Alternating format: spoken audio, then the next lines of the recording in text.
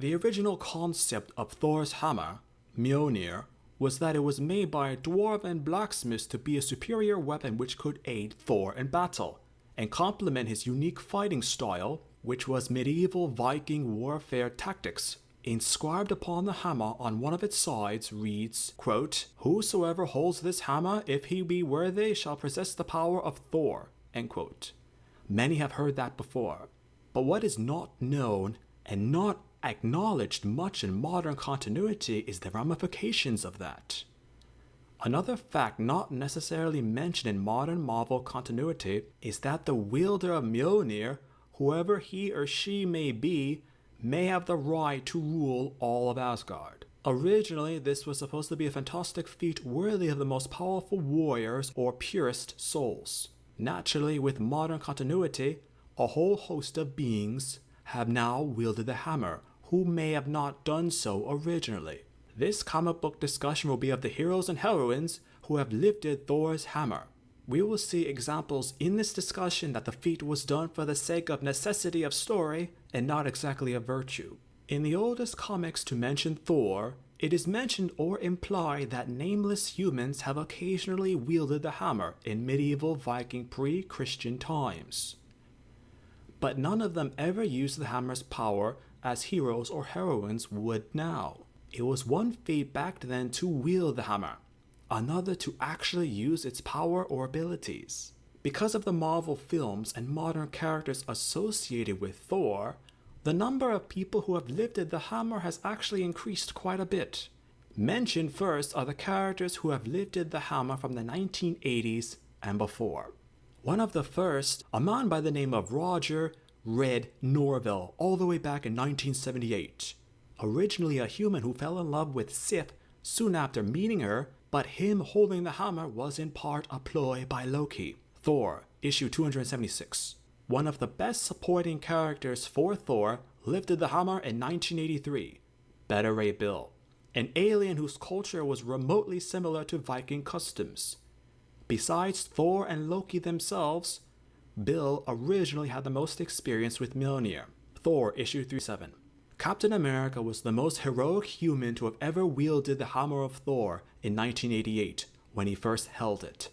In theory, he could wield it better than Bill, second only to Thor himself, due to his virtue as a man and courage as a hero. Thor, issue 390. Odin himself could naturally wield the hammer, as it has been mentioned and shown within the comics numerous times. Loki could not technically lift the hammer due to him being the trickster god, but there was one What If story in 1984 which mentioned him wielding the hammer. What If, issue 47. Buri, who was Thor's great-grandfather, once lifted the hammer in 1985. Thor, issue 355. Those are some of the characters who lifted the hammer of Thor from the 1980s and before. Next, we will look at more modern examples as the 1990s to current. Most examples are now done to reflect modern Marvel comics, and to fit more closely with the Marvel movies that have been released. Eric Masterson, who is an ally and friend of Thor, who lifted the hammer in 1991. Thor, issue 433. Bor, a character who was retroactively introduced as Thor's grandfather in 2009. Thor, issue 600. Jane Foster, who was a love interest of Thor and an old friend, lifted the hammer in 2014. Thor, volume 4, issue 1. But also lifted the hammer in What If stories all the way back in What If, issue 10, 1978, and What If, issue 25, 1980. Loki has also lifted Thor's hammer in recent times due to his parts in the Marvel Cinematic Universe. Loki, Agent of Asgard, issue 9, December 2014. Avengers and X-Men, Axis, issue 9, December 2014. Squirrel Girl, who had no real connection to Thor, lifted the hammer in her own special comic book, The Unbeatable Squirrel Girl Beats the Marvel Universe, 2016. The Destroyer has also lifted Thor's hammer once again due in part to the Marvel Cinematic Universe in 2015. Thor, volumes, issue 7. Outside the normal continuity, there have also been a few, though some are in What If stories and in alternate timelines. Conan the Barbarian once lifted Thor's hammer in a What If story in 1983. What If, issue 39. Dargo Kitor, a future version of Thor. Thor, issue 384, 1984.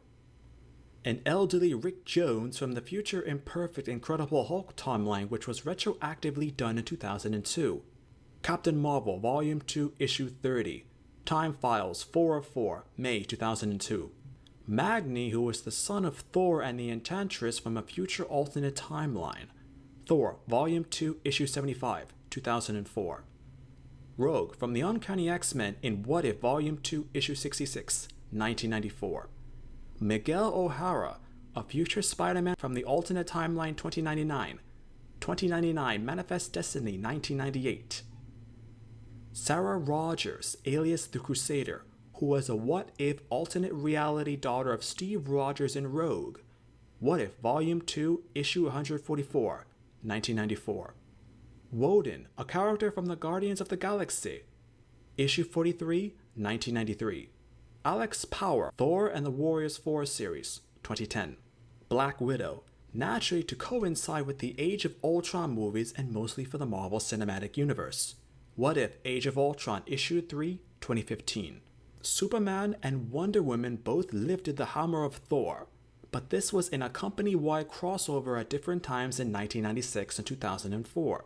Marvel vs. DC, Issue 4, 1996. Avengers, JLA, 2004.